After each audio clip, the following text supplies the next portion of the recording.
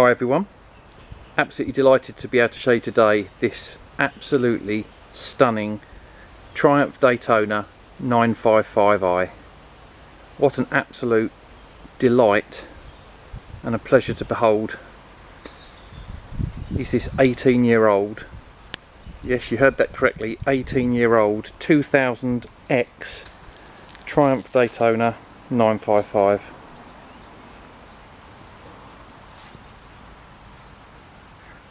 Now those of you that are familiar with Mid-Essex motorcycles and follow our Facebook page will be aware that just as recently as August we had the pleasure of stocking a 2000 W 955 Daytona, which was also in this beautiful tornado red. And as with the previous model, this particular bike has covered just 5,000 miles.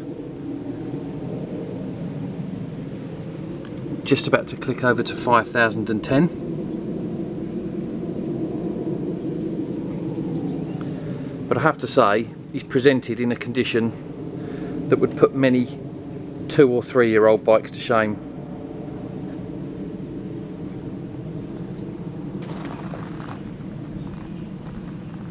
Now one of the reasons for that is this bike has gone through a partial restoration.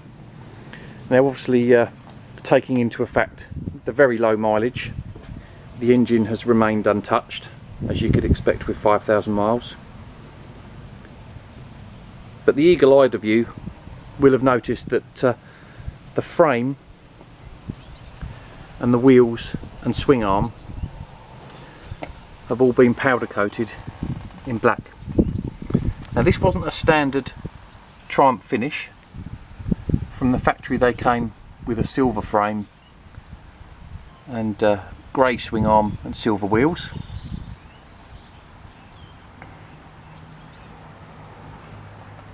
And whilst on that basis it could be argued that it's lost some of its sort of factory authenticity, I have to say the finish on the frame, the wheels and the swing arm is absolutely out of this world.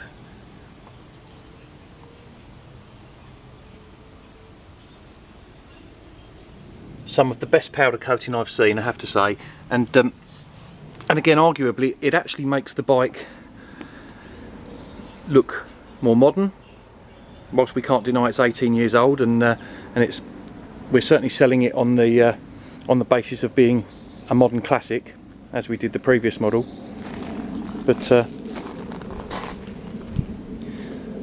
I think if anything, it actually accentuates that beautiful tornado red paintwork, because it's much more of a contrast.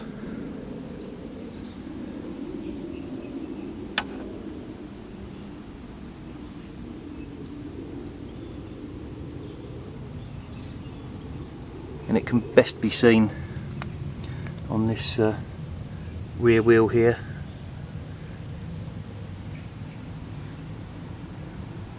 Absolutely beautiful and unmarked, really lovely gloss finish. No bits in the powder coating, which I've seen time and time again on lesser quality work. And you can see in there the swing arm was done at the same time. So basically this was done by the owner prior to the most recent. She's just arrived with us the last couple of days, and as I say, it's had a sympathetic partial restoration. Whilst the frame and the wheels and the swing arm were being powder coated, she was fitted with new wheel bearings, new steering head race bearings and swing arm bushes, whilst also the calipers have all been fully refurbished with new pistons, new seals, and as you can see, both the caliper retaining bolts and the pinch bolts on the calipers have all been replaced with stainless steel Pro Bolt. and of course new pads at the same time, and new HEL braided fuel lines. Now body wise, we really didn't think after discovering our last 955 Daytona, genuinely didn't think we'd find another in that condition, and actually somewhat regretted selling the bike immediately afterwards. But I guess like Red London buses, two have come along at once.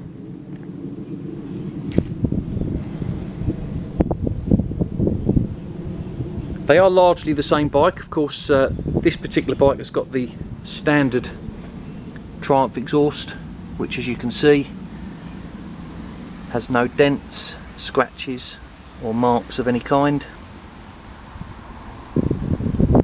And as with the previous model, we've also got a pillion cover, but we have the pillion seat and a genuine Triumph grab rail as well.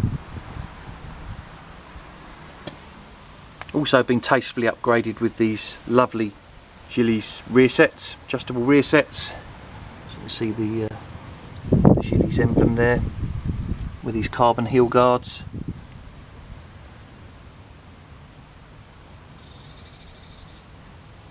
And you'll see that the pillion pegs were also powder coated as well.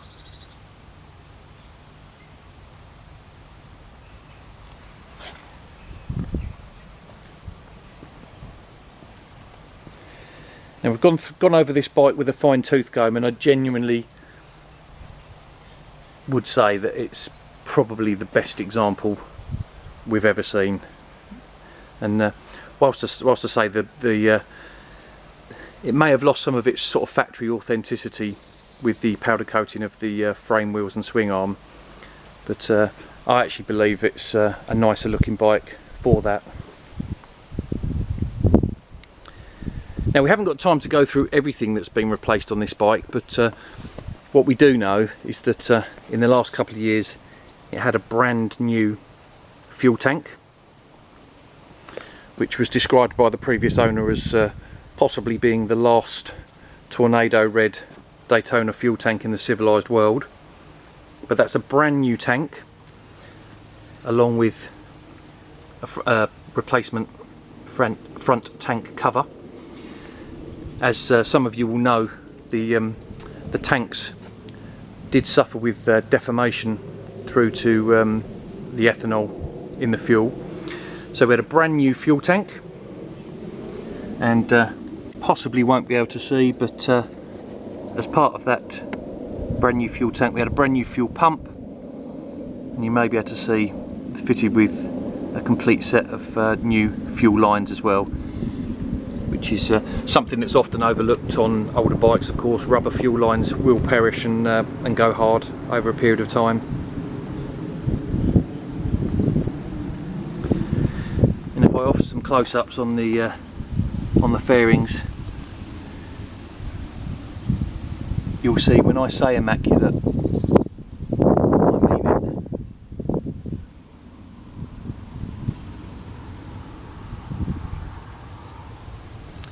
No marks there on the engine casings or anything of that nature.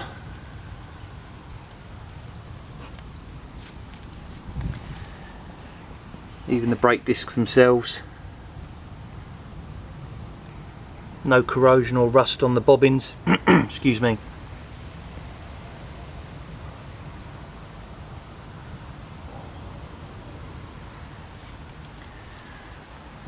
And actually, not even a single stone chip on the nose cone, which I think is reflective of both how she's been cared for and of course the low mileage.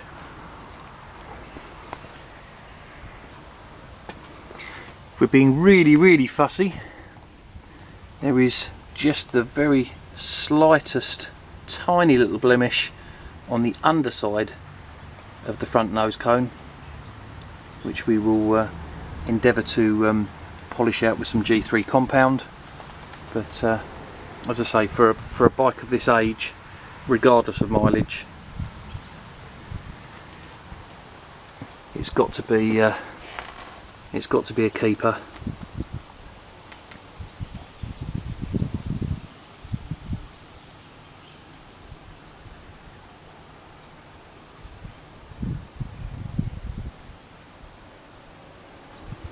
And again, we can see on the left hand side of the bike the Gillies rear sets, again with the carbon heel guard. And we've also tastefully upgraded with a DID gold chain and Super Sprox sprocket kit.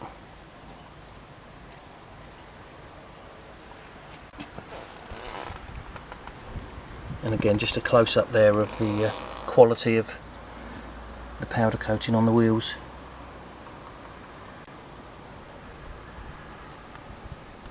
Absolutely lovely. Rear shock, just the smallest amount of tarnishing on the rear shock there, but the springs in fantastic order, as is the reservoir.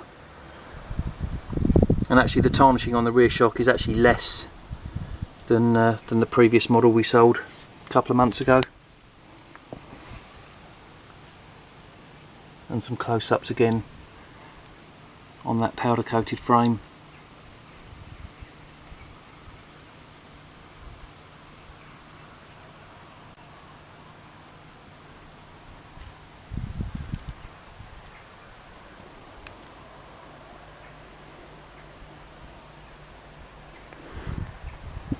Now fortunately, whilst we think this would be a great bike to add to any collection, it's such a stunning looking machine, it has been fitted with modern rubber. So unlike a lot of older bikes that are still on their original rubber if they've done low mileage, we've got Michelin Pilot roads with loads and loads of tread on. So if you're treating yourself to this beauty with the view to riding it, then you can be safe in the knowledge that she's got modern rubber.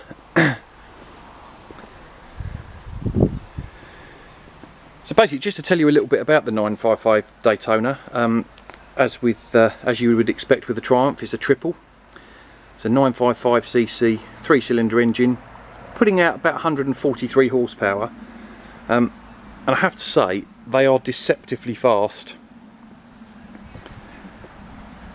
And with the state of modern roads being as they are, the suspension being a little bit softer than more modern sports bikes, it actually makes for a really good road bike, and certainly more than enough power to frighten yourself. I'll start her up for you. Now we're fitted with the data tool alarm as well. We've got 2 keys and 2 alarm fobs.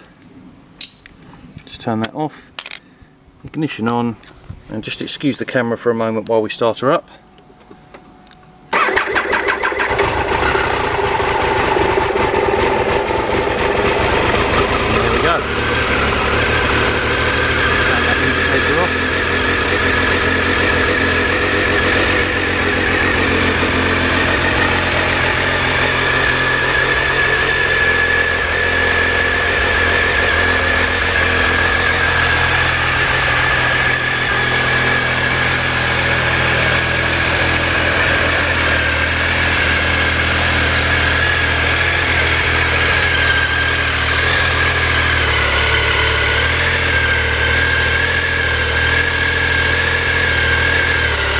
Lovely familiar 3-cylinder whistle that you get from these engines.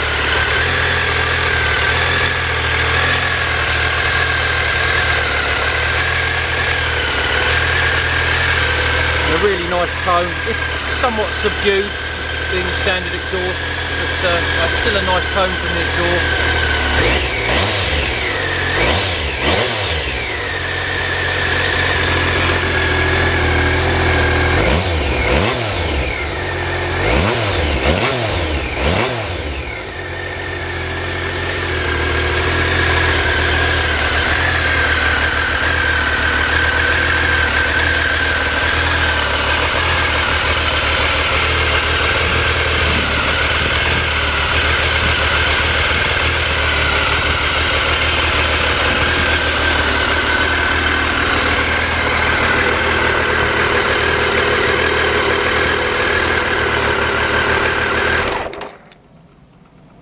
And there we have it. Just a brief introduction, or certainly a brief running introduction to our stunning Triumph Daytona 955i.